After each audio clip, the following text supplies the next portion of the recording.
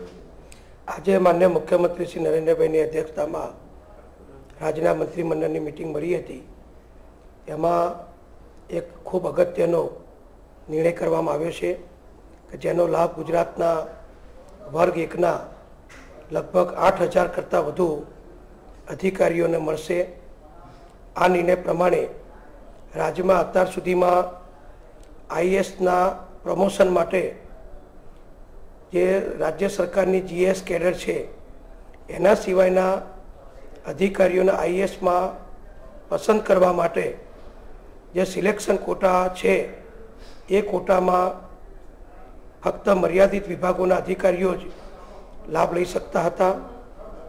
હવે આજે મંત્રીમંડળે જે નિર્ણય કર્યો છે એ નિર્ણય પ્રમાણે રાજ્ય સરકારના કોઈપણ વિભાગમાં ક્લાસ 1 ઓફિસર તરીકે 8 વર્ષથી ફરજ બજાવતા હોય અને અનુભવ હોય એવા તમામ અધિકારીઓને, પછી એ આરોગ્ય વિભાગના અધિકારી હોય, નર્મદા જળ સંપત્તિ, પાણી પુરવઠા સિંચાઈ વિભાગના અધિકારી હોય, પંચાયત કેડરના અધિકારી હોય, શિક્ષણ ક્ષેત્રના અધિકારી હોય કે કોઈપણ વિભાગમાં કામગીરી કરતા હોય એવા તમામ અધિકારીઓને આઈએએસ થવાનો ચાન્સ આપવા માટેની રાજ્ય સરકારે પ્રક્રિયા મંજૂર કરી છે અને સમગ્ર દેશમાં આ પ્રકારે અમલ કરનાર ગુજરાત પહેલું રાજ્ય બનશે કે જ્યાં આગળ એન્જિનિયરો, ડૉક્ટરો, શિક્ષણવિદો, પ્રિન્સિપલો કે અન્ય કેડરના અધિકારીઓ એ આઈએએસ માટે પોતે ઉમેદવારી નોંધાવી શકશે। હવે જે પ્રક્રિયા નક્કી કરી છે એ પ્રમાણે ક્લાસ 1માં 8 વર્ષ સુધી જેમણે ફરજ બજાવી હોય એવા કોઈપણ અધિકારી સામાન્ય વહીવટ વિભાગમાં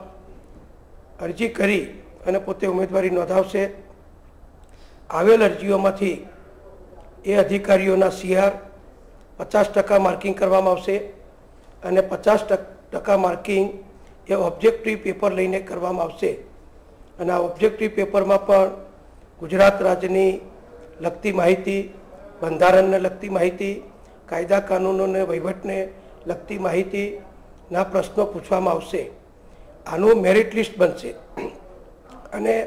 પારદર્શકતાથી મેરિટ આવેલા જે અધિકારીઓ હશે એમાં એક જગ્યા ભરવાની હોય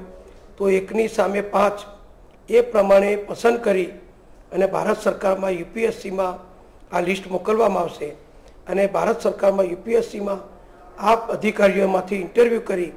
રાજ્ય સરકાર મોકલેલ નામો પૈકીમાંથી આઈએએસના પ્રમોશન આપવામાં આવશે। એટલે અત્યાર સુધી ગુજરાતમાં લગભગ 8,000 કરતાં વધુ ક્લાસ 1 અધિકારીઓ આઈએએસ થવાનો લાભ મેળવી શકતા નહોતા। એમને હવે એમની ગુણવત્તા અને અનુભવ અને એમની કામગીરીના આધારે આ લાભ મળવા પાત્ર થશે।